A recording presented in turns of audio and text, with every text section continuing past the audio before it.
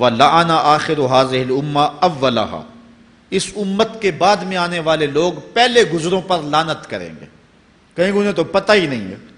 پاکستان کے اندر باقاعدہ آرٹیکل چھپے اخبارات میں کہ محمد بن قاسم جو ہے وہ ڈاکو تھا، سلطان محمود غزنوی لٹیرا تھا، یہ مضامین شائع ہوئے۔ صحابہ کو گالیاں نہیں دی جا رہی، کتنے لوگ ہیں جو صحابہ کو برا بھلا کہتے ہیں، اور حضور علیہ السلام کے والدین طیبین جن کی وساطت سے یہ درے اور گوہر شاہوار ہمیں نصیب ہوا، ان والدین کو ممبروں پہ بیٹھ کے کیا جہنمی نہیں کہا جا رہا؟ تو یہ وہ زمانہ، کیا امام حسین کو باغی نہیں کہا جا رہا؟ پہلے لوگ اندر داخل ہو کے کرتے تھے اور کتابچے چھاپتے تھے، اب آہستہ آہستہ ممبروں پہ بھی آ گئے اور یہ بات کہی جانے لگی ہے۔ اس پر باقاعدہ اجتماعات منعقد ہوتے ہیں، اس پہ کہا جاتا ہے۔ ایک ٹی وی چینل کے اوپر یزید کو جو ہے وہ رحمت اللہ تعالی علیہ کہا گیا، کیا کچھ نہیں ہوا، یہ سب کچھ آپ کے سامنے ہے، یہ حضور نے بیان فرمایا، یہ ہونا تھا۔ آقا کریم علیہ السلام نے ارشاد فرمایا وہ وقت آئے گا کہ جو آخر والے ہوں گے وہ سمجھیں گے کہ ہم ہی جو ہے وہ دیندار ہیں، ہمیں دین کا ٹھیکہ، اور پچھلوں پر لعنت بھیجیں گے کہ انہیں کیا پتا تھا دین کا۔ آج پچھلوں کے عقائد پر حملے ہو رہے ہیں اور انہیں مشرک کہا جا رہا ہے۔ میں نے ایک دن کہا تھا یہ بڑے زور سے کہا جاتا ہے جو یا رسول اللہ کہے وہ مشرک ہو جاتا ہے۔ میں نے کہا دیکھو اس فتوے کا اثر کہاں تک جاتا ہے۔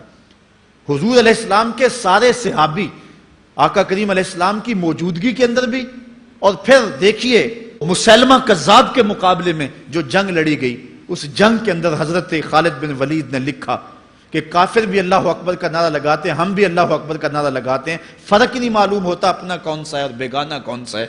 تو حضرت صدیق اکبر نے لکھا کہ جب وہ اللہ اکبر کا نعرہ لگائیں تم اس کے جواب کے اندر یا محمد آہو کا نعرہ لگاؤ۔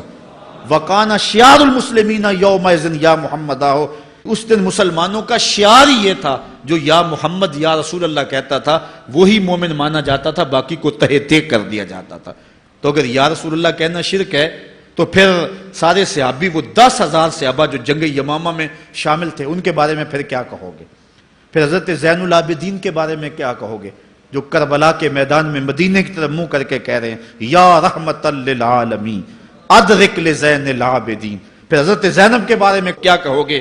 یا محمد آہو یا محمد آہو ھذا حسین مزمل بالدماء، جو کربلا میں کھڑا ہو کے کہہ رہی ہیں اے میرے نانا حضور، اے محمد عربی، آپ کے حسین کو دیکھو خون میں نہا گیا ہوا ہے۔ تو پھر کیا یہ فتویٰ تمہارا کہاں تک پہنچے گا؟ نہ صحابہ بچیں گے، نہ اہل بیت بچیں گے، اور نہ اولیاء امت بچیں گے، جنہوں نے کہا تھا یا رسول اللہ انظر حالنا یا حبیب اللہ اسمع قالنا۔ تو یہ قیامت کی نشانیاں ہیں کہ اگلے جو ہیں وہ پچھلوں پر لعنتیں بھیجیں گے اور ان کو برا بلا کہیں گے، صحابہ کو گالیاں، اہل بیت کو گالیاں، نواسب میں کیا کچھ نہیں کیا ہے۔ اور آج بھی جو دنیا کے اوپر ناسبی ہیں وہ اہل بیت کے بارے میں کیا کیا زبان استعمال نہیں کرتے، حضور کے والدین کے بارے کیا کچھ نہیں کہا جاتا۔